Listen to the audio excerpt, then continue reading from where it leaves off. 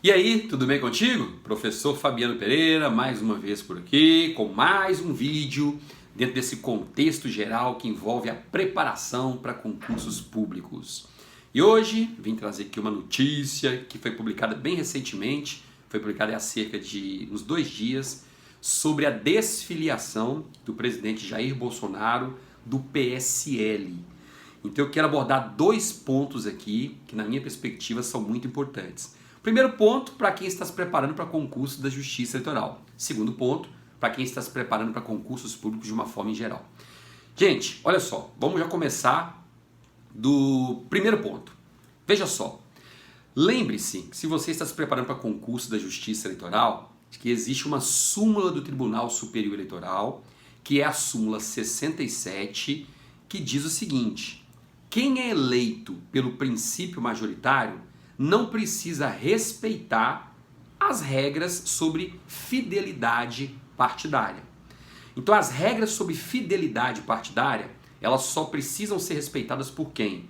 Por aqueles que são eleitos pelo sistema proporcional, ou seja, vereadores, deputados federais, deputados estaduais e deputados distritais.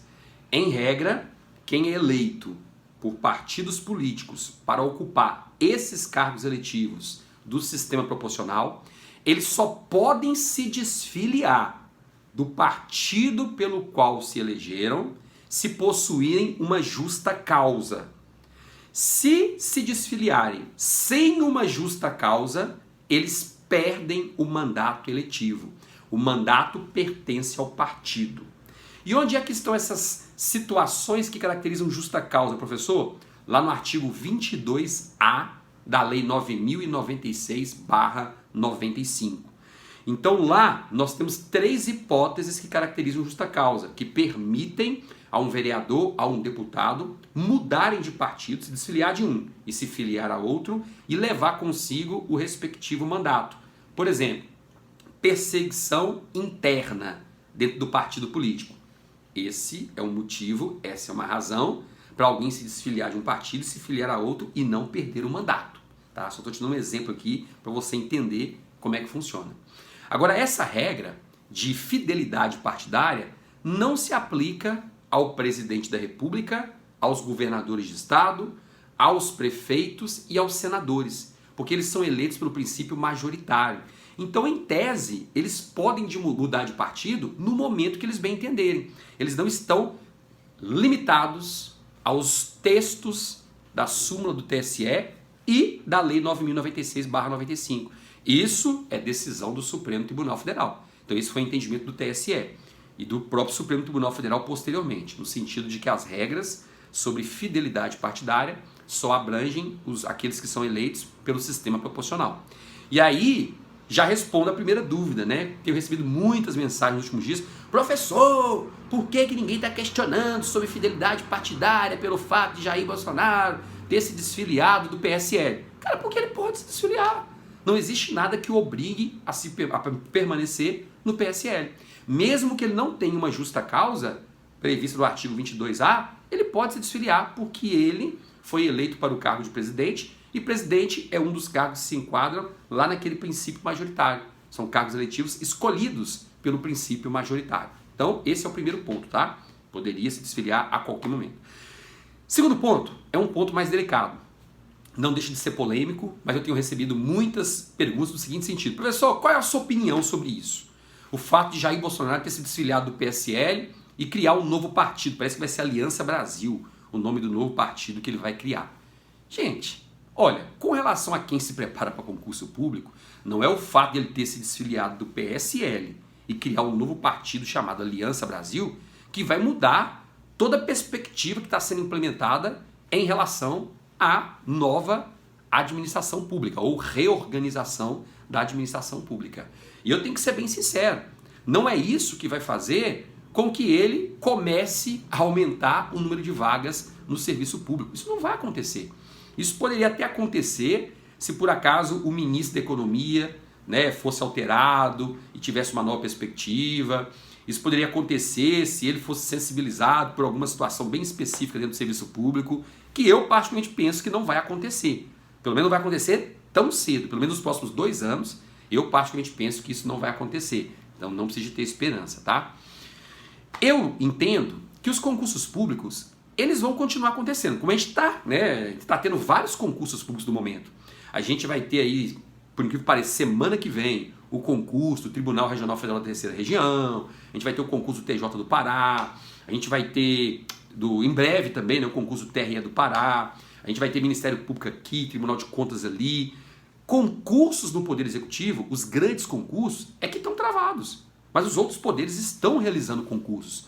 E olha que eu nem fui ainda para as esferas municipais. Se a gente for para a esfera municipal e estadual, a gente tem uma grande quantidade de concursos. A gente não tem a quantidade que nós tínhamos anteriormente. Isso é óbvio, né? Mesmo porque é insustentável. Poxa, a gente, não sei se você começou agora a estudar, mas até uns 4, 5 anos, que a gente tinha concurso, praticamente todo mês você tinha uma prova de um grande concurso. Então, aquelas vagas que estavam disponíveis, elas foram preenchidas. E nós estamos num novo momento em que dificilmente nós vamos ter a criação de novas vagas no serviço público. Dificilmente. Como nós tínhamos até então. Se você fizesse uma pesquisa, se você fizer hoje ainda você vai achar isso, tá? Se você fizesse uma pesquisa no site do Congresso Nacional, no site da Câmara, mais precisamente, você ia perceber vários projetos de leis criando novos cargos. Criando não sei quantos cargos no órgão X, na entidade Y, no órgão Z. Tinha muitos projetos de lei tramitando. Alguns, inclusive, já foram arquivados. Então, criação de novos cargos, eu acho muito difícil acontecer, pelo menos nos próximos 2 anos. Pode acontecer uma situação bem pontual aqui, uma pontual ali, pode acontecer. Mas não naquele ritmo que nós tínhamos, vai diminuir muito. Você tem que estar consciente disso. Outro ponto importante é o seguinte. Cara, concurso público vai continuar existindo mesmo no poder executivo. Essa é a minha percepção. Mas apenas para provimento das vacâncias. Ah, o cargo ficou vago porque Doquinha se aposentou. Ah, aquele cargo ali ficou vago porque Coxinha pediu exoneração, ou então Coxinha pediu vacância para tomar posse em outro cargo inacumulável. Então pronto, surgiu uma vaga. Nesse caso, aí sim, nós vamos ter o provimento. Nós vamos ter a nomeação de um candidato. Fora isso, muito difícil. Então, se nós vamos simplesmente prover as vagas que estão surgindo, em decorrência natural, né, de aposentadoria, vacância, de falecimento e etc., a quantidade de nomeações vai ser bem menor. E isso vai durar um pouquinho. Quanto tempo? Cara, eu penso que a partir de agora, pelo menos durante esse governo, vai ser assim.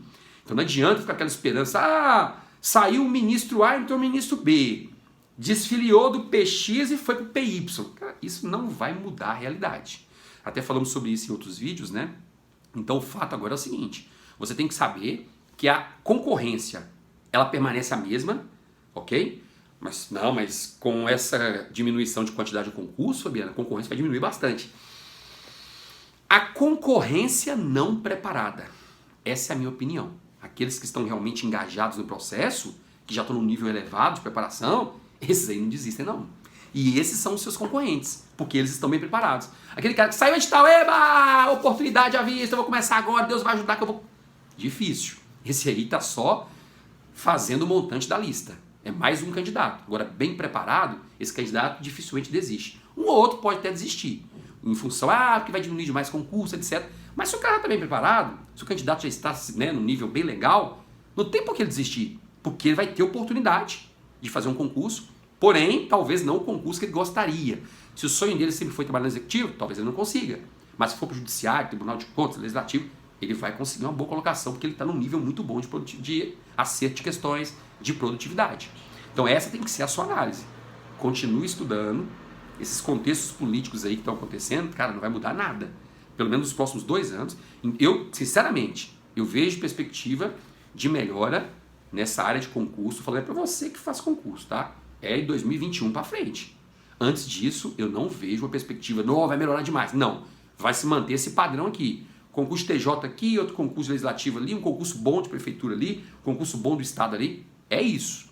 Agora, se você quer se manter no seu conforto aí, não, eu quero fazer um concurso, é para trabalhar de preferência aqui na cidade que eu moro, porque eu não posso sair daqui, aí você vai ter que esperar um pouco mais. Aí você vai ter que ter paciência. Agora, se você tem disponibilidade de viajar, vou fazer o concurso do TRE do Pará, vou fazer o concurso do Ministério Público do Ceará, vou fazer o concurso aqui, aí tudo bem, você vai ter boas oportunidades.